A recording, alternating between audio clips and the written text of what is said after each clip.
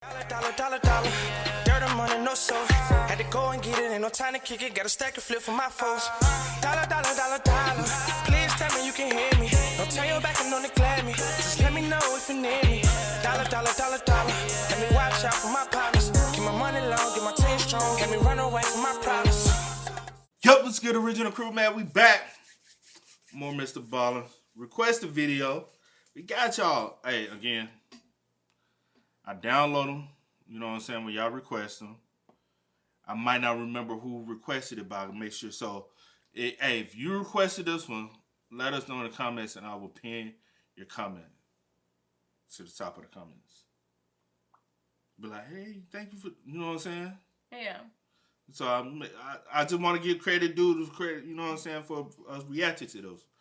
But today we got top 3 photos with disturbing backstories. Part 15. Yeah. So, I'm trying to get my stuff situated. You know, I'll get prepared. We ain't here for a long time, but a good time. Make sure y'all check out the links in the description box. Down below. You already know where to go if you want the first part. You gotta do is check out down below. Also, if you enjoyed today's video, like it with a thumbs up. we'll highly appreciate it. But let's go. Let's check it out. Let's see what's about. You ready, girl? I'm ready. Let's go. Today, I'm going to be sharing 3 progressively more disturbing stories, and at the end of each of them, I will share the pictures that are famously associated with them. But before we get into those stories, if you're a fan of the strange, dark, and mysterious delivered in story format, then you've come to the right channel, because that's all we do, and we upload 3, 4, even 5 times every week. So if that's of interest to you, please offer to install brand new hardwood floors in the like button's home, and on installation day, show up and remove all the old flooring, but then quit the job. Oh. Also, please subscribe to our channel and turn on all notifications so you don't miss any of our weekly uploads. All right, let's get into today's stories.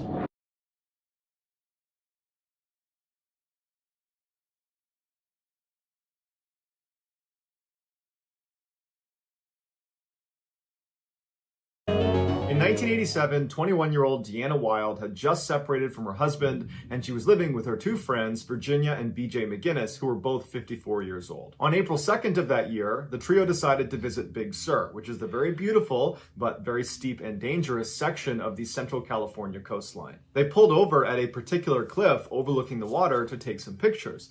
Afterwards, as they were getting ready to go back to their car, Deanna wanted a closer look, so she stepped to the edge of the cliff where she lost her footing and she fell 500 feet to her death. It was ruled an accident, so investigating officers refrained from taking any on-scene photographs, accepting instead Virginia's photographs that she said she had taken right before it happened. Deanna's mother was unable to afford a funeral for her daughter, and so the only person she could think to ask to help her was a lawyer that went to the same church as her. His name was Steve Keeney, and Steve said, yeah, of course, I'll try to make some phone calls for you and see what I can do. And in doing so, he wound up learning about the case, about what happened to Deanna, and he discovered that her 2 friends, Virginia and BJ, had actually taken a life insurance policy out on Deanna the day before she fell off the cliff. And so Steve began digging into the backgrounds of Virginia and BJ, and he discovered that Virginia had a history of being around a high number of accidental deaths and suspicious fires, and that she had cashed in a whole bunch of life insurance policies. Wow. So all of a sudden, Deanna's death did not look accidental. Steve would become obsessed with the idea that the McGinnises were behind Deanna's death, but unfortunately, there was virtually no evidence to support that because when she died, the investigating officers ruled it an accident. So there was no crime scene, there was no evidence collected, the autopsy was very cursory. And so Steve would spend 5 years building a case against Virginia and BJ. But at the end of those 5 years, it was a rock solid case and Virginia and BJ were arrested. During their trial, the real story of what happened to Deanna finally emerged. On that April day in 1987, the trio went to Big Sur and they had lunch together, they had a picnic. And while they were eating, BJ slipped some of his prescription antidepressants into Deanna's drink. And so after lunch, the drugs were in Deanna's system and she began to get very drowsy, to the point where Virginia and BJ had to literally hold her up. She was falling over. She was so tired. And so while Deanna's in the state, Virginia and BJ tell her, hey, let's go over to the cliffs and take some pictures. And so they walk over, Deanna's stumbling and BJ's holding her up, and they get to the edge of the cliff, and BJ turns around so the ocean's at his back,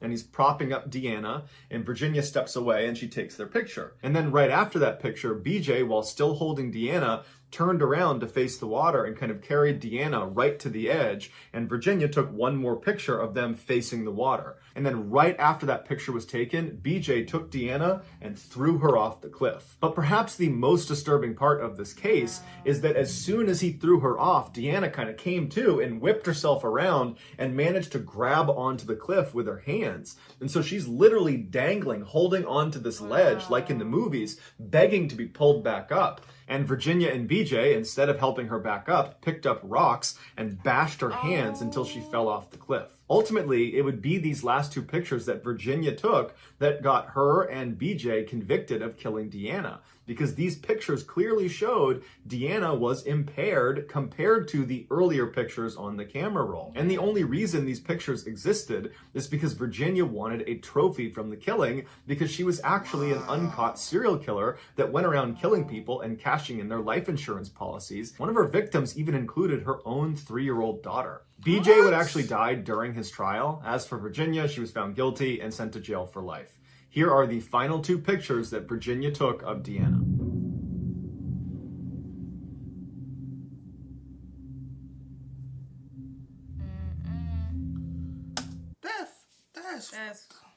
That's crazy, man. I ain't gonna hold you. I ain't never trying to have friends where to the point where they can get some life insurance on me. Personally, myself. You know what I'm saying? What you said. Like, fuck, you need some life insurance for me. Like, I don't See, that's why.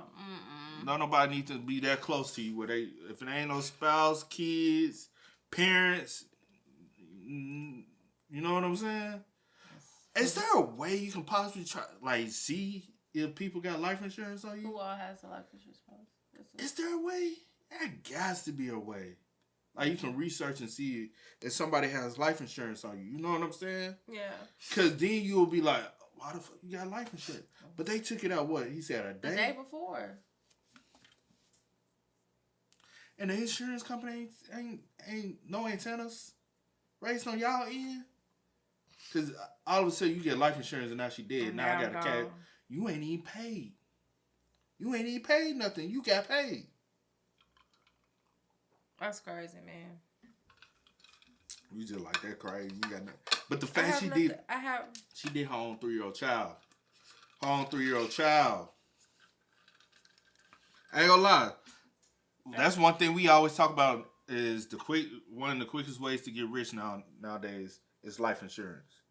Because you can take out an enormous amount. As long as you can pay that, somebody die, you can take out $1 million life insurance policy, cash that in, bury them for $10,000. Now you got $990.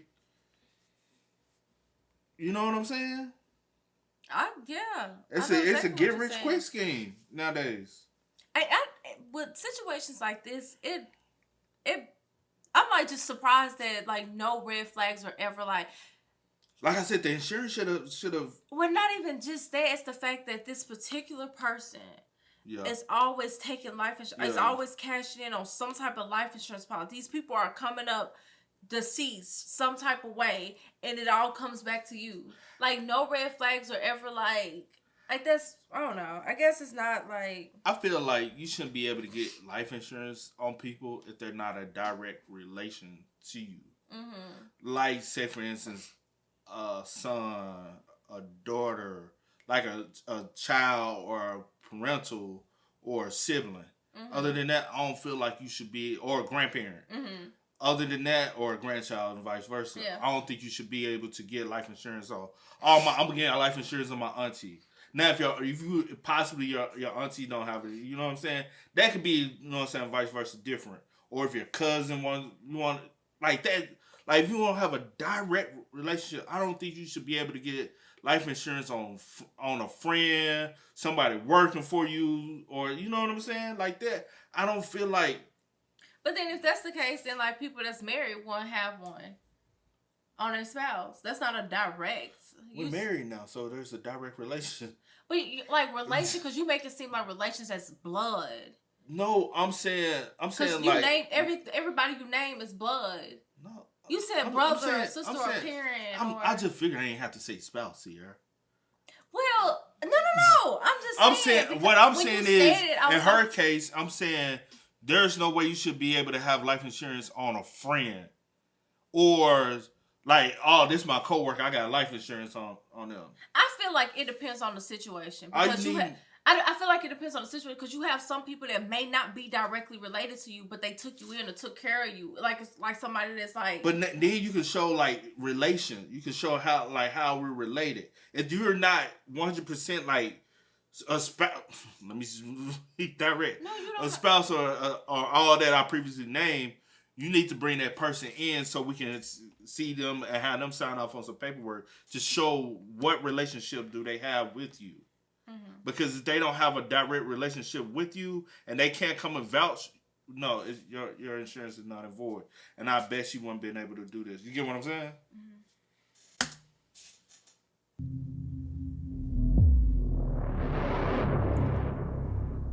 On July 30th, 2016, Janice Stewart was at home in College Station, Texas, preparing for a wedding she was going to be photographing the following week. Her 34-year-old daughter, named Sunday Rowan, lived a few hours away in San Antonio, and she was planning to go with her to help her take these pictures. As Janice worked, her cell phone kept buzzing. Since sunrise, Sunday had been Snapchatting her photos of her and her husband Matt, who was also 34, as they got ready for their hot air balloon ride that day. 18 months earlier, Sunday had bought Matt the tickets as a birthday gift, but the trip kept getting delayed because of bad weather. But on this July morning, the weather had cleared up and the trip was finally happening. Sunday and Matt often sought adventure to balance the demands of their jobs. Matt was the chief of clinical trials at the Brooke Army Medical Center in San Antonio and was a rising star in the field of burn research. Sunday worked at Crazy 8, which was a kids' clothing store, and she was devoted to her young son from a previous relationship. At 6:58 that morning, Janice received an image of the balloon's ground crew prepping the wicker basket that would hold her daughter, her son-in-law, and the rest of the other passengers. Around 7:30, Janice received another image. This one was a selfie of Sunday and Matt posing inside of the wicker basket. They were up in the air. There's a beautiful field below them. They're smiling and they're hugging. After that, the messages stopped. 10 minutes later, at 7:40, 85-year-old Buddy Miller was making breakfast in his ranch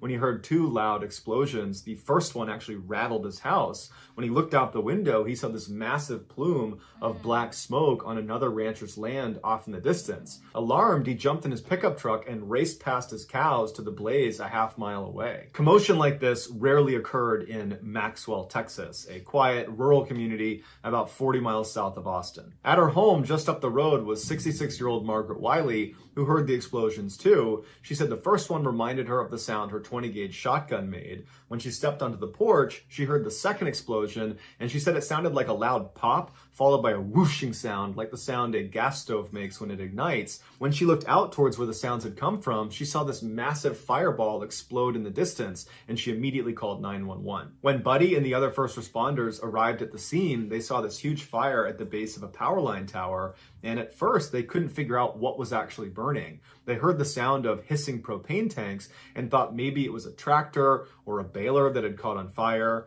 But upon closer inspection, they saw a wicker basket and they saw bodies. This was a hot air balloon accident. It would turn out the pilot of that hot air balloon was 49-year-old Skip Nichols, and he had elected to fly that day despite a low cloud cover that had grounded the other hot air balloon companies in the area that morning. Also, Skip was on a mixture of prescription and over-the-counter drugs that impaired his ability to fly the balloon safely. After being in the air for 8 miles above the clouds, Skip decided it was time to land, and so he blindly descended through the clouds and he immediately hit a power line. An arc carrying 340,000 volts of electricity cut the balloon's metal support cables like a torch. As soon as the basket began plummeting toward the earth, the fuel lines disconnected from the burners overhead, spraying liquid propane up into the burners and then arced back down into the wicker basket, immediately engulfing the entire thing in flames. Wow. The burning basket fell over 100 feet to the ground. By 10 a.m. that morning, Janice had still not heard from her daughter after that last text she sent,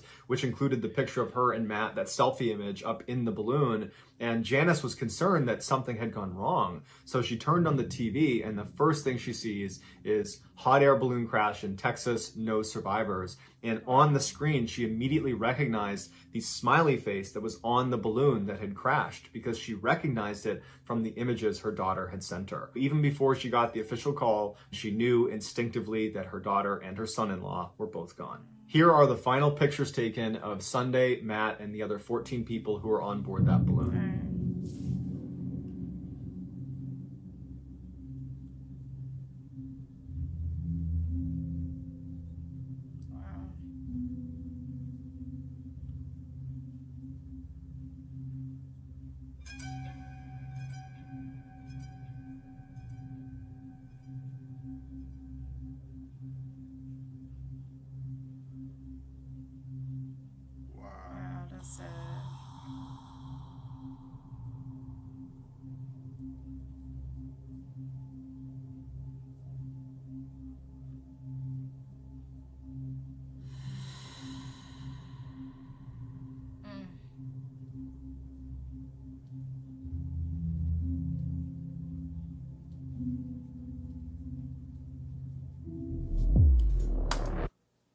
That's crazy. That is sad. So, I wonder, is he the balloon driver? I wonder, was he an independent contractor, like, you know what I'm saying, or did he work for a company? Because then you can hold criminal negligence against the, you know what I'm saying, the company, and you possibly file a lawsuit, right? But at the end of the day, lawsuits never bring back, you know what I'm saying? It never really cures that pain. It's just numb. It don't even numb it, you know what I'm saying? It's just like, here go a little patchwork for you. Yeah, for some people, just something. Yeah, I guess just something to hold them accountable in some type of way. You know, because me and my mom, we was just talking about hot air balloons, and because I think they having a shows if they had it this weekend or coming up soon. I think it's this weekend. They was supposed to be having a hot air balloon show back home. And you remember and I was telling her about how we used to see when we stayed at the apartment. Some weekends we would see the hot air balloons, and I was like, we don't see them no more. Yeah. You remember that? Bruh. But we used to see hot air balloons. It was like when we first went to the apartments, we used to look up on Saturdays and see the hot air balloons flying around over here. But we don't see them anymore. So about the old? Yeah, the old spot. Okay, yeah. You still don't remember. Yeah. But and I just always thought like the dangerousness of hot. The danger of it. That's even because even with that, that's what anything. I guess. You don't have like you just sitting in a hot air balloon, right? But like at least jumping out of an airplane, you have a parachute on. In a hot air balloon, you don't have nothing. So something like that did happen, there's no escape. Yeah. You just you stuck there. But I feel like if people, but they still won't have time to descend with the, you know what I'm saying, parachute. Because you need to, you know what I'm saying? Yeah. Pop it before. So, I don't know. I just feel like I'm a very stay on the ground type person. We were meant to be on the ground. We were meant to be in the air. God, like, we would have been born with wings. You know what I'm saying? We were meant to be, like, out the ground. I'm very, very I'm a land roamer. Like, my 2 feet is gravity here. We walk on... I'm meant to be on feet on ground. Feet on ground. Like, I don't mess with. I don't swim. After I see the water, I get in the water. As long as my feet can touch the ground. And my feet ain't. Okay. You know what I'm saying? Yes. But most definitely RIP to them, man, because that is like just enjoying the day. And then I can only like imagine, like for instance, like her mom. Like, just waiting. Like, it's the anticipation, like, okay, my child is not texting me back. Like, you feel something. Like, you just know something in your, like, intuition. It's something. You know what I'm saying? And then you turn on the news, and that's the first thing you see. And it's like, wow. You're like, and then you see the balloon. And then you see no survivors, and you like, wow. And then the way they went out. It's just, and then later on to find out. Like, damn, so you was, cause it was a lot of people on that hot air balloon. Yeah. It was a lot. I guess it was 13 people, including him, so 14 people in all. That's a lot. I didn't think that many people be on hot air balloons. 14 including him. You know what I'm saying? 13. You know what I'm trying to say. 13 plus 1. 13 plus 1, which was him. Yeah. 14 in all, yeah. Cause no survivors, yeah. Yeah, that's sad. I didn't know that many people can fit on a hot air balloon. Did you? Don't they have like different? They have different sizes, but I didn't think you have those that big. Yeah. That's sad, man. Mm-hmm. Damn.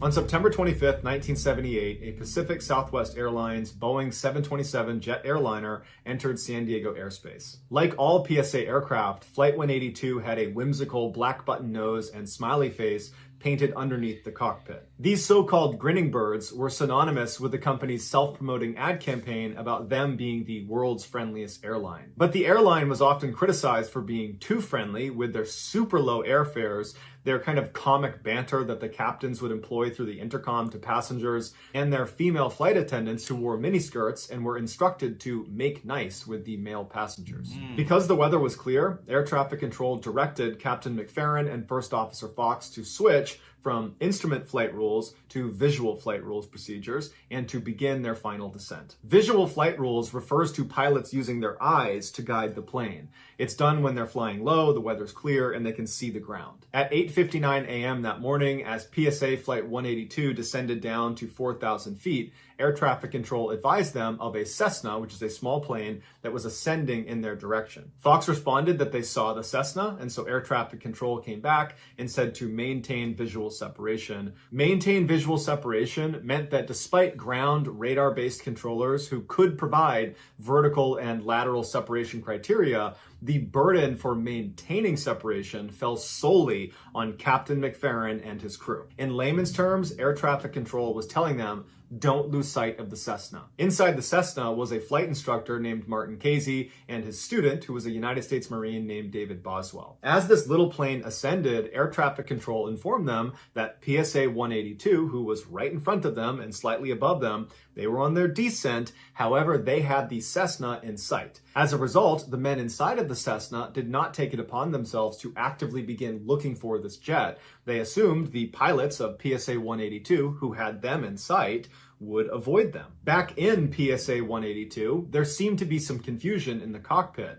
The two pilots were debating whether the Cessna they were watching fly lower than them, past them on the right, was the same Cessna that air traffic control had told them about. And at some point they agreed, yep, that's got to be the same Cessna. And so they called in to air traffic control that it looks like the Cessna has passed us. They've flown past us on the right. Immediately after this transmission, the black box recorded the two pilots talking to each other, basically trying to convince the other that yes, that was definitely the right Cessna. But after a couple of minutes of reassuring themselves, one of them says, boy, I hope that was the right Cessna. According to later testimony by the air traffic controller who was in communication with the pilots of PSA 182 as they were on their final descent, he would say when Captain McFerrin came over and said the Cessna has passed him on the right, he believed him and he didn't think to check to make sure it was the right one.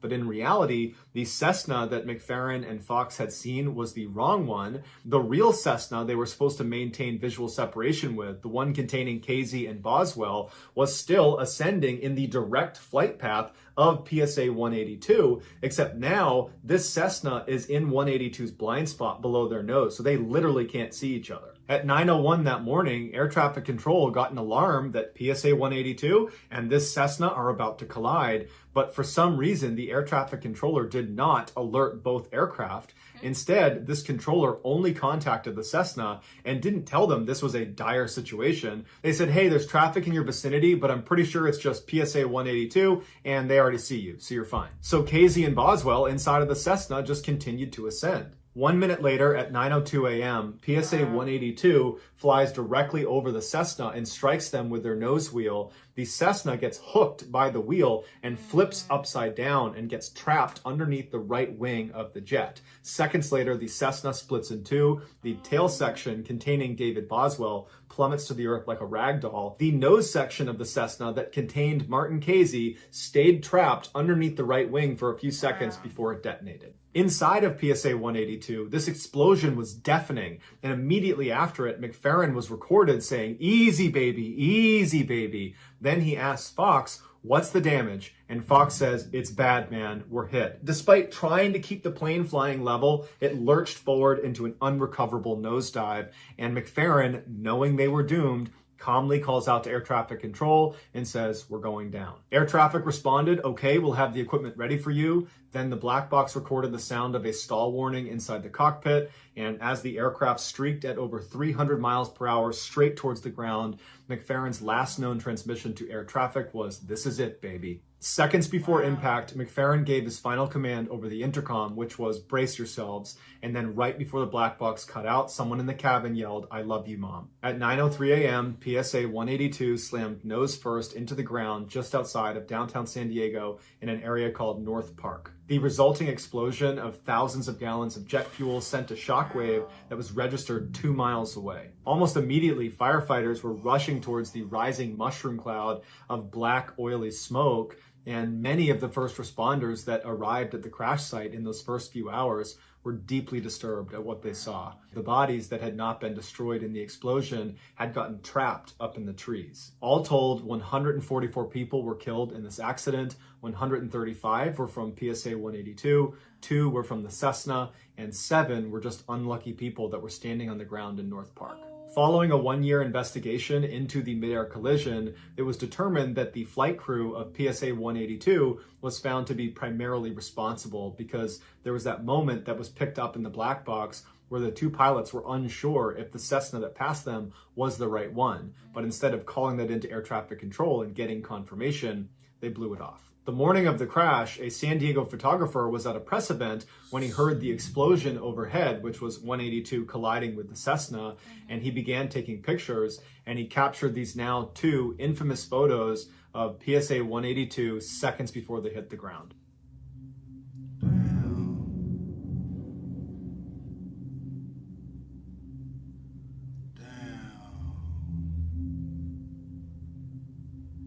So that's going to do it, guys. If you found the secret in today's episode, let us know in the comments what it is and where you found it. So give us the timestamp. And if you're the... That was sad. See, that's what I was just saying. That's what I was just saying, man. That is up. And I 100% would hate. Like, I hate... You know how you, like... When you were flying, a lot of times was like just living life. You try to be in control of your circumstances, right? Mm-hmm. But when you do take those risks, like even just because I know somebody's gonna be in the comments. Well, you never know. But let me just say this. But when you hop on that plane, your life is in other people's hands. Mm-hmm. I know you, even though you're driving a car on the road, you know your life is in other people's hands as they drive. But I'm like, I feel a little bit more safe behind the wheel of a car, controlling. But you never, like, you know what I'm saying? Mm-hmm. But it's still like, too, like, because the pilots was in their negligence,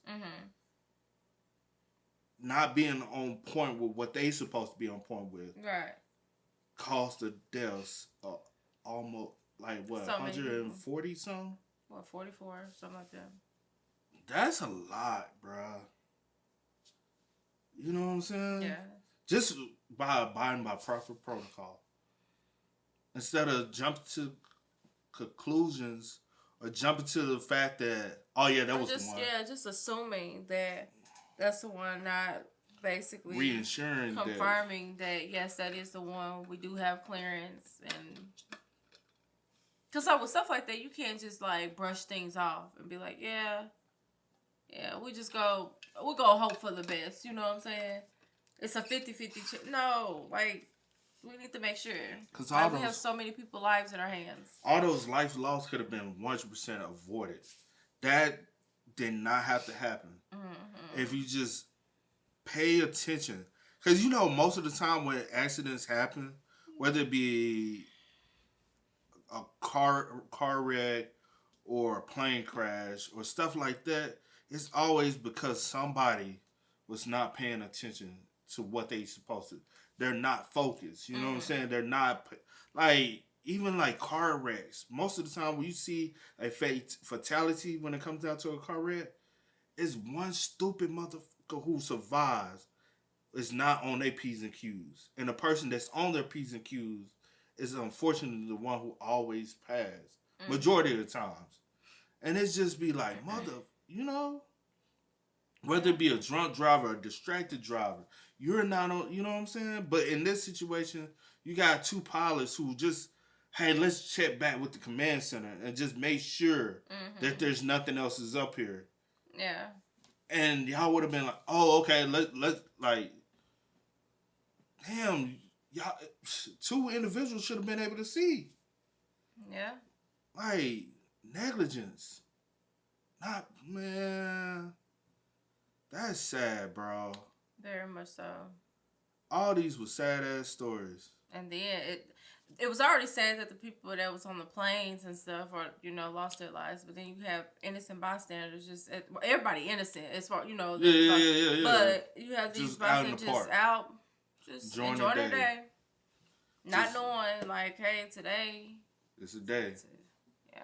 And it's like, if you see something like that, can you even run away in time? For a lot of people, I feel like sometimes, like, especially depending on, I guess, what direction, maybe you hear something, you trying to figure out where it's coming from, and then next thing you know. Because we hear planes. All the time. Bruh. It has literally been times where I'd have felt the plane shake. And they just flying over you. Just it feel like, I'd be like, oh my gosh. And you be like, I'd be like, oh my gosh, the plane, like, something's about to crash to the house. Like, that's how, like, low they be feeling. It feels. And I just be like, okay. It done shook before. I don't know if it's shook since you've been here. Like it's gotten worse. I feel like they be flying even. Cause we were just like, and it wasn't never over there. Mm-mm. And it wasn't about a couple miles down the road. Mm-mm. But since we've been over here, it's like way more. Yeah. And they be like the other day, just like, you like, what the hell is that? Everybody looking like, what's happening? And then one time, literally, I swear I could map out the plane. I'm like, you shouldn't be that low. Yeah. And it was a big joint. I'm like, you should not, like, there's no airport right here. Yeah. It's a small airport in the next town, and then, like, 30 miles is the big airport. I don't know what they be doing, but yeah. But RIP to each individual. Yeah. Diana, damn, that's fucked up. The first story. Yeah. They really plotted on you both. And then for some money. The things people would do. His ass copped out and died on trial. I look at that as a cop out on his punk ass bad. The things people would do for money is crazy. Cause what the hell, Virginia, like, have both of y'all been plotting this whole, doing all of them? Because if that's the case, both of y'all are serial killers. But BJ, he just, I guess we really don't get his whole story because he died. Yeah. I'm like, how your pussy ain't gonna fall out? RP, man. I don't want to disrespect the dead. Oh, and then Janice having to see her daughter, her son-in-law. Yeah. With the higher, having to see that. When you just was and so many lives lost, and that could have been avoided as well. You know what I'm saying? It was just so much with that situation that was just so messed up because one shouldn't have even been that day. Then you on prescription medication, over the counter medications, too much going on. You not alert. It was just a lot. You know what I'm saying? That should have. That's sad, and that's another thing with trusting, like getting on things and trusting people and putting your life in other people's hands. And it's like they don't even care about it. They ain't even, can't do it. Yeah, facts, man. Yeah. But RIP to every individual that unfortunately lost their life in all these stories, man. Untimely deaths, for sure, man. But hey, man, y'all spam us up in the comments. Y'all let us know y'all thoughts about it in the comment section down below. But as always, I do go by the name DJ Kid. This is we are. Go and get it, ain't no time to kick it. Got a stack of flip for my foes. Dollar. Please tell me you can hear me. Don't turn your back and don't neglect me. Just let me know if you need me. Dollar. Let me watch out for my partners. Keep my money long, get my team strong. Let me run away from my problems.